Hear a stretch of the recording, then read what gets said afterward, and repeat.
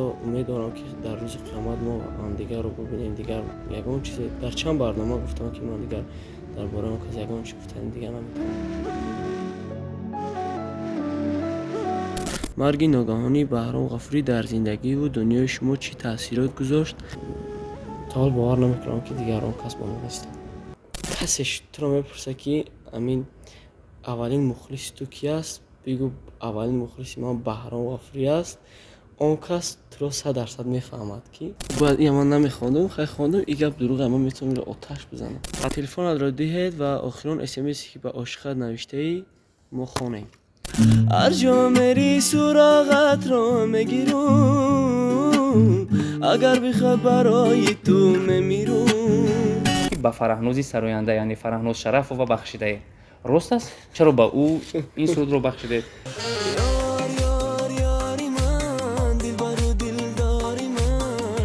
شرکت سوف سودا داروهای رو پیشنهاد میکنند که برای زیاد کردن ریش و برآوردن موی سر و همچنین برای بیماری پسریازو و با قوت کردن قوه مردانگی بیماری پوست داروها با نمود کپسولا الهدایا و روغن سیاه‌دانه که با صدها در دوا هستند پیشنهاد می‌نمایند.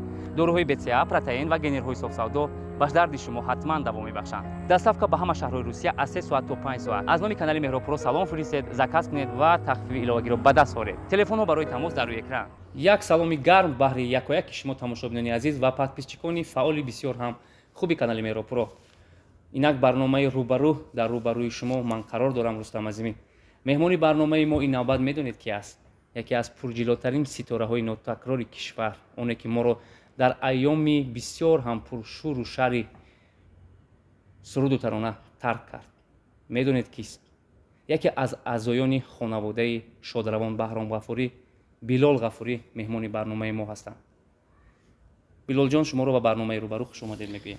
تشکر زیاد که رستم جان. من سلام گرم شما خود را برای مخلصان شما میرسونم، برای پادپیچکان شما میرسونم. تشکر ما را به برنامه خود دعوت کردید. احسن. سلام باشید. این پیشنهاد از جانب کلی مخلصانی که شما را دوست می‌دارند، هواداران سرودهای شما هستند، هواداران سرودهای شادروان بهرام غفوری هستند، وادار کرد که شما را به مهمانی برنامه سازیم. خوش آمدید. سلام باشید. تماشاچیان عزیز، صحبت ما با بلال غفوری در همین تالاری بسیار هم کشاد و برهوا، زیبا، دیدنی و تماشاباب در تالار مبل اکرم برگزار می‌گردد. و شما اگر خواهید که حسن خانه خود را باز هم زیبا و دیدنی نمایید، پس میتوانید مبل‌های ارزان را از اینجا درخواست کنید، دسترس نمایید و برد نمایید. در یک مدت کوتاه به شما میرسونند و نگفته نماند که تا 6 ماه به شما به فایز یعنی به طور نسیه قرض داده می شود. بیاید برنامه را شروع میکنیم و شرط برنامه را به بلال میفهمونیم. بلال جان، در اینجا کنورتویی که شما میبینید سوال، شرط ها و درخواست ها از جانب انامون مخلصانی که شما را دوست میدارند ما نوشتیم. در اینجا سوال ها غیر عادی هستند و سوال های هم کاغذ پیچ، هم سوال های غمگین و هم سوال های شادی و خرسندی. اگر شما میخواهید که با سوال های ما جواب گویید، با چشم تماشاچی ما نظر کرده پاسخ میگویید. اگر سوال شما را ناراحت کرد، حق دارید که اون رو به طریق زجیگالکا آتش زده خاکستر کنید. خب راضی هستید؟ بله. یک لیفافه را شما ورق میزنید، دیگر شما. خب اول شما چون شما مهمانی برنامه هستید و بیاید زیاد. سوال اول را شما گیرید. تلفن را دهید و آخرین اسمسی که به عاشقت نوشته ای ما خونیم. بله، آخرین اسمسی که شما با دوست داشته خود نوشتید و در شاهدی تماشاچیان ما اون رو از تلفن شما میخونیم و بیاد ببینیم که بلال با عاشقش سخن‌های چگونه نوشته است. تشکر زیاد. ما تلفن رو میدیم، نه که ما با یک تلفن دیگر دارم برای اس ام اس نویسی. آنمون رو دیدید با ما. او دیجا نیست. شما اون رو در تگی سر بله. یعنی در این چیزی نیست. نه. و ما نتوانستیم که بلال رو با عاشقش که چی نوشته است و چی گفته است نتوانستیم پیدا کنیم و این یک شرط بود و ما از بحری شرط میگذاریم. سوال دیگر رو من میگیرم و بیاد ببینیم در اینجا چی نوشته شده است. بیاید تماشاچیان عزیز، سوال دوم رو من میگیرم و میبینیم که در اینجا باز چی سوالی کاغذ پیچ اومده است. بلال احمدی ظاهری رو میشناسید؟ البته 100%. من اول خودم رو نمیشناختم، استاد احمد ظاهری رو من میشناختم. البته 100%. اگر که شما او رو میشناسید و مخلصش هستید، یگون سرودی خوبش رو خونید تو حلاوت بره. به گیتار خونیم. به گیتار. عاشق شده ای دل غمهایت مبارک با، زنجیر جنون ای دل در پایت مبارک باد. عاشق شده ای دل غمهایت مبارک. زنجیر جنون ای دل در پایت مبارک باد. در پایت مبارک باد. احسن میگویم با یک زیاد. صدای خوشی بود که از جانب بلال شنیده شد و روح احمدی ظاهر شاد باشد. سوال دیگر رو مرحمت شما میگیرید، نوبت شماست. اینجا پول بوده. از رپرتوار سرودهای بهرام غفوری سرودی بهترینش را زمزمه کنید. یعنی از رپرتواری شادروان بهرام غفوری بهترین و خوبترش رو که شما دوستش می‌دارید برای تماشاچیان ما میتونید زمزمه کنید. تشکر زیاد راست. دیگه من در درون سرودهای اکاجانم بهرام غفوری، یعنی که من تربیت یافتم، همه آن سرودهای آنها برای من بهترین است، عزیز است، از دل آنها برآمده شده است. من برای من همش عزیز است. شما گوید من هم یک تاش رو میسرایم. امشب میام به دیدنت گلی جان، خماریم از ندیدنت گلی جان. هر جا میری سراغت را میگیرم، اگر بخواد برای تو میمیرم. هر جا میری سراغت را میگیرم، اگر بخواد برای تو میمیرم. دل دل دل دل دل دل دل دل دل جانکم دل دل دل دل دل دل دل دل دل دل دل دل جانکم دل دل دل. چه خوب و دل پسندی نازنینم، تو بهترینی منی نازنینم. شادم از آن روزا که با تو هستم، هدیه‌ای از خدای نازنینم، هدیه‌ای از خدای نازنینم. امشب میام به دیدنت گلی جان، خماریم از ندیدنت گلی جان. هر جا میری سراغت را میگیرم، اگر بخوای برای تو میمیرم. احسن. صدایتون هیچگاه خسته نباشد و شما ادامه دهنده کسب اون نفری هستید که میلیون ها نفر دوستش می‌دارن. تشکر زیاد. روحی شادروان شاد باشد و تماشاچیان عزیز بیاد لفافه این بعد رو من میگیرم و شما رو در نقش جوانی که به خانه پدر دختر خواستگاری میرود میخواهیم ببینیم. وقتی به خانه پدر دوست داشته خود میروید، چه سخن‌ها رو به زبان میارید تا پدر دختر راضی شود دخترش رو به شما فوتیه کنه؟ راستیگه چون این شرط است و شما باید در نقش آن رو اجرا کنید. در نقش بازی میکنیم. راستیگه ما که صنعتکار هستیم، هنرمند هستیم، باید تصور کنید که اوزی شما خانواده همون دختر باید ما رو دیده باشند. وقتی که ما در خانه وارد میشم باید فریاد تیاری بینن که با ما چه خیلی صحبت کنن. خیلی پدرها یک رو هستند و نمیخواهند که دخترشان رو به سراینده دهند، چون سراینده ها در گرد و گوشهشان دخترانی زیاد دور میزنند، عاشقانی زیاد دارند. شاید پدران هم فهمیدن ممکن است. بیایید گویا که شما سراینده نیستید و در همین نقش رول بازید. به خانه پدر دختر در آمدید، پدر دختر شما رو پیش باز گرفت. چی میگوید؟ کی هستید؟ شناس کنید و مقصدتون رو بیان کنید. السلام علیکم. پدر جان گویم با دلش خواب میشد. پدر جان عزیز، مرا همچون پسر خود قبول کنید. من در خانه اگر یک بردن نان داشته باشم، دو تقسیم کرده نیمش رو به مادرم میدهم و نیمش رو به دختر شما میدهم. من صمیمانه دختر شما رو دوست میدارم. بعدا میدهم که اگر شما دخترتان را به من دهید هیچگاه پشیمان نخواهید شد. و دخترش رو همین گرفته همین خیلی گریخته میرم. چرا میگریزید؟ دویشون بهترین بود. من فکر میکنم که نفری که این سخنان رو از زبان بلال میشنود، البته پدران رو در نظر دارم، حتما دخترشون رو فوتیه میکنن، چون یک جوانی خوشقد و قامت، یک جوانی خوش پیوند است ташаккури зиёд. аҳсандаки ба ташаккури қадри зиёд. имкон барои шумо гуфтем ташаккури зиёд. ва биёед саволи дигарро шумо мекушед ва посухашро мегиред. бисёр сухани хуб гуфта, на? савол чунин аст. марги ногаҳонии Баҳром Ғафурӣ дар зиндагиву дунёи шумо чӣ таъсирот гузошт? Ба худ омадед ё ҳанӯз боварнакарданист? дар ҳақиқат марги шодравон Баҳроми Ғафуриро чӣ гуна ба худ қабул кардед ва оё бовар мекунед ки дар ҳақиқат Баҳром дигар бо мо нест? мақсад ғаму дарди хешро мехостам баён кунед. рости гап акаҷон, мо 1 сол пеш, 1 солу 2 моҳ пеш дар ҳамин моҳ ба фикрам. моҳ буд, вале 1 солу 2 моҳ пеш мо ҳам ман, ҳам узви оилаи мо дигар инсон будем, дигар оламда будем, дигар як дунёеда будем, ки на ғам доштем, на дард доштем. Мо аз рӯзе ки ҳамин тасодуф ба мо шуд, рости гап то ҳол ягон таимо бовар надорем. ба худ нест. ба худо қасам ягон таимо то ҳол бовар надорем. хаёле мекунем ки ози аз куҷое ба хонаи мо медарояд, дар куҷое ки номи он касро мегиранд, ба забон мегиранд. Аллакай Шодравон гуфта ба мо мегӯянд ки Шодравон як чизе аст, ки бовар кунед ҳеҷ қабул накарданист ин чиз.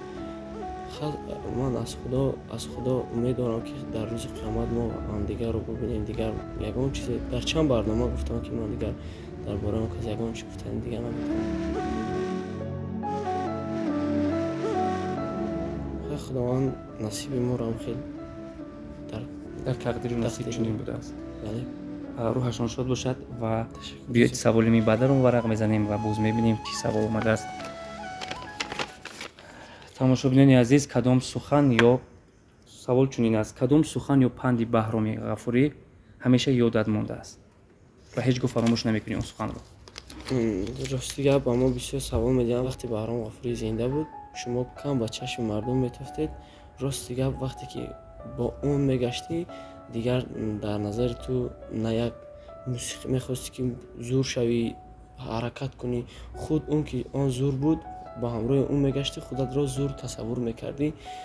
аз вақте ки он кас рафтанд, мо баъд фаҳмидем ки зиндагӣ бояд ҳаракат кунӣ, бояд худ пеш яъне ки эҷод кунӣ. ҳамин як сухане дошт, ки ҳеҷ аз ёди ман намерафт. дар ҳама ҳолат ба мо мегуфт, ки ман бо туам, пушти сари ту кӯҳ аст. яъне ки дар ҳақиқатан ҳамин хел буд. вақте бо мо буд, мо ягон вақте дар ҳамаи маъракаҳое ки мерафтем, ба мо пояндоз то ҷое ки он кас месароиданд, партофтагӣ, аз бари боло мегузаштагӣ. ва то ҳол бовар намекунам, ки дигар он кас бо мо нест. беҳтарин суханҳоро мондагор гузоштанд ва то ҳол ба ёди Билол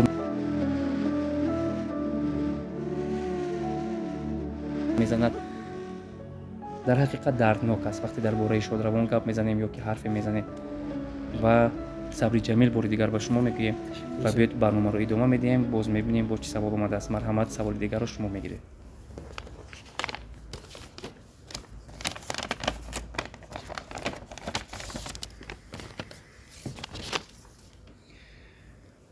ҳанӯз бар лаби ман ҷои бусаҳои ту аст. суруде доред, онро замзама кунед. бале, савол ҳамин аст, ки ҳанӯз дар лаби ман ҷои бусаҳои ту аст.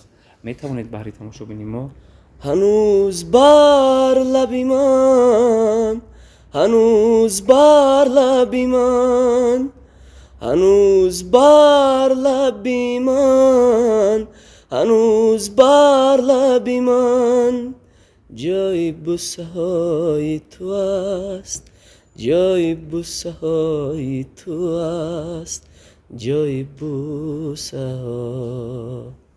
ташаккури зиёд доред. бисёр ҳам як суруди шуниданӣ аст ва мегуфтед ки оҳанг ва шеъри ин таронаст ки аст? рости гап ин шеър оҳанги устод Аҳмад Зоҳир аст, Шодравон аст.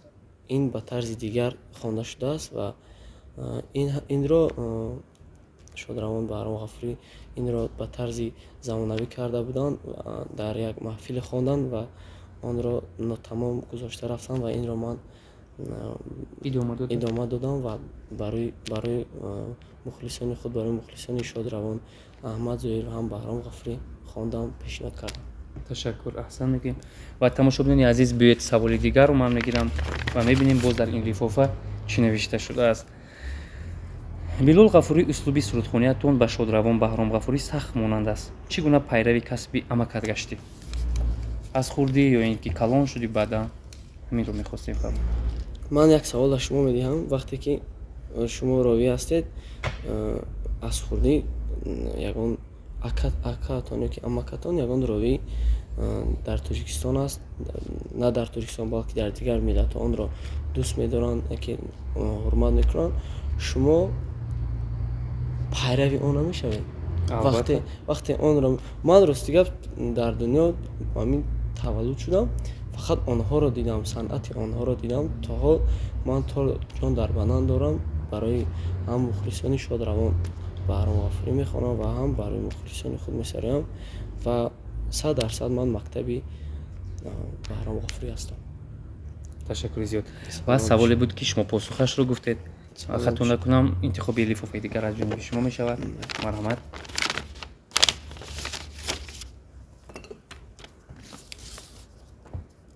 وقتی آوازخوان میشوم گفتید تصمیم گرفتید شادروان چی مصلحت داده بود؟ مقصد میدونید چی است؟ وقتی یک جان یا که یک فرزندی سراینده میگوید که من مثل پدرم سراینده میشوم، البته پدران یا که مادران میگویند که نه، این راهی بسیار هم پر مشقت است، عذاب است، شب زنده‌داری است و ما نمیخواهیم که مقصد که کسب ما رو انتخاب کنی. وقتی شما سراینده میشوم گفتید استادتون بهرام غفوری چی گفت؟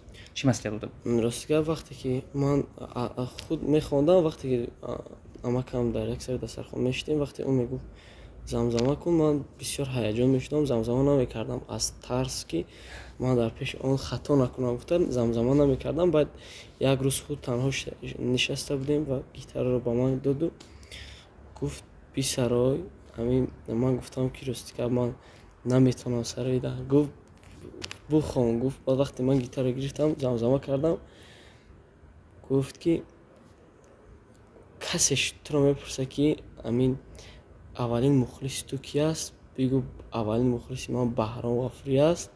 آن کس تو را 100% میفهمد که تو چقدر هنر داری، چقدر صنعت داری. آن کس همین سخن را با من گفتن، همین سخن آن مرا تا این درجه را آورده رساند. تشکر و بسیار هم یک پاسخ خوب رو بیان کردید و بیت لفافه دیگر رو من میگیرم. انتخابی لفافه دیگر از جانب من میشود و تماشابین عزیز بیاد من میخونم. دختری که این شب و روز همراهش دیویژ میکنید کیست و مرد شده نامش رو گویه؟ اگر دوستش میداره. راستیگه من نمیتونم آخر کار را که جمهور میکنش همین کارا دا مشغول شدی، تو هیچ وقت پیش نمیروی. من از همین سبب خودم را دور میگیرم، کوشش میکنم که هم خیلی کارا رو نکنم. راستیگه از این پاسخ شما برمیآید که این بلال گفتن میخواهند بگذار مرا دوست دارم، نه اینکه من دیگران را. 100%. تشکر زیاد و بیاید لفافه دیگر رو شما میگیرید و میبینیم باز چی در اینجا قید شده است. بسی سراینده صدرالدین بهرام و سیراجالدین فاضلوف تقلید نماید. تشکر زیاد. من حالا یک سرود میخوانم از اجادیاتی بهرام غفوری که آهنگ شعری آن کس هستند و هر دو سراییدن آن را میسرایم. ای جور ای جان زی حالم بخبری، عاشق شده‌ام به دختری ماه پیکری، عاشق شده‌ام به دختری ماه پیکری. 100 بار به تو گفتم عاشقی دردی سر است، عاشق نشوید عاشقی به ثمر است، عاشق نشوید عاشقی به ثمر است. بهترین احسن و علاقه شما از امتحانی ما گذشتید و در اجرای صدرالدین و بهرام علاقه شنیده شد. بیایید در اجرای سیراجالدین فاضلوف میشنویم.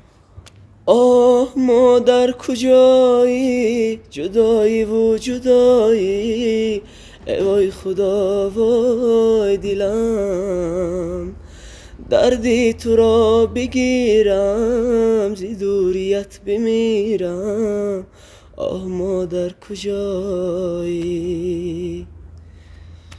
تشکر و سلامت باشید. بسیار هم صدای خوب دارید، صدایتون هیچگاه خسته سلامت نگردد. باشید. با نزدیکی سرود شما را تحت عنوان فرهناز همگان شنیده خرسند شدند و تگی نیم میلیون تماشابینان هواداران شما کف گفتند، احسن گفتند.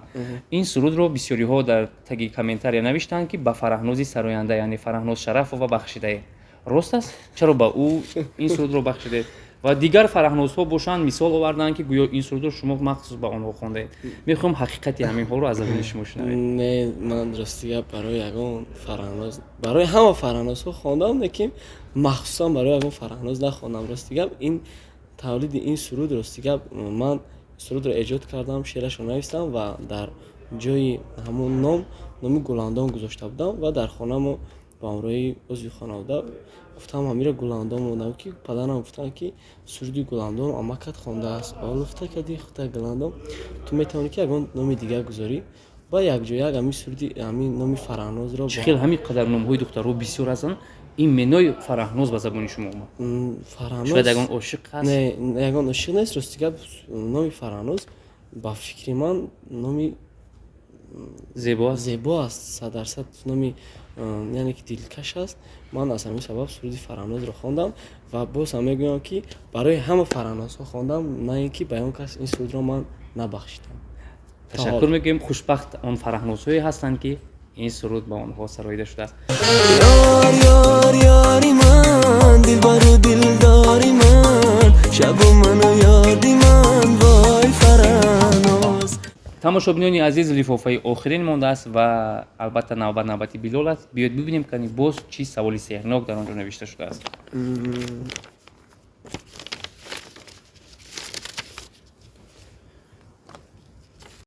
تشکر زیاد برای سوال. میگویند که یک بار با 3 دختر عشق ورزی میکنید. چرا یک نه دو نه 3 نفر؟ فقط حقیقتش رو بگوید، چون برنامه روبرو عنوان دارد و باید روبرو به چشم تماشابین ما. این باید این من نمیخوندم، خیلی خواندم. این گپ دروغه، من میتونم رو آتش بزنم. پس شما حق دارید، چون شرطی برنامه ما چنین بود که ما کسی رو مجبور نمی‌سازیم. اگر سوال ناراحت کننده بود، این ناراحت کننده نیست. راستی گپ این گپ بخی دروغه. من باید وقت نمیام اگه جو بسید شکجام. با شما در آینده صبری جمیل می‌خوایم و وقتی سر آینده کمی نومش برآید، حتما دخترها گردی سرش پروانه میشوند. و بیاید تمنیاتی بلال رو در آخر میفهمیم و با همین برنامه رو انجام میدیم. سلامت باشی یک جان. تشکر زیاد باز هم از شما میکنم، از نوار برداران، از همه شما که امروز یک جای سرجم یک برنامه خوب تهیه نمودیم. با شما تشکر که مرا دعوت نمودید و ان شاءالله که در آینده کارهای خود را پیشنهاد مخلصان میگردونیم. با شما بردواره تمام دارم. احسن. تماشابینان عزیز، برنامه ما قسم دوم آشکارا عنوان دارد و همراه بلال غفوری صورت میگیرد و شما میتونید در تگ همین ویدیوی صحبتی ما که برنامه‌مون روبرو نام دارد سوال، پیشنهاد، درخواست‌های خود را نویسید. ما در برنامه آشکارا بلال رو باز دوباره دعوت می‌سازیم و سوال‌های شما رو یک به یک پاسخ می‌گوییم. تماشابینان عزیز، صحبت ما همراهی سراینده بسیار هم خوش آواز یکی از اعضایان خانواده غفوری‌ها بلال غفوری صورت گرفت در همین تالاری بسیار هم زیبای بل اکرم. و بار دیگر میگویم که اگر شما میخواهید که با نرخ‌های ارزان و دسترس از چنین مبل‌های زیبا خریداری نمایید، پس با همین رقم‌ها زنگ زنید، حتما به شما خدمت میرسانند. تنسیت خانه آباد باشید. برنامه‌های ما نیز با جالب‌ترین ستاره‌ها در آینده در پیش هستند. خیر. تشکر زیاد.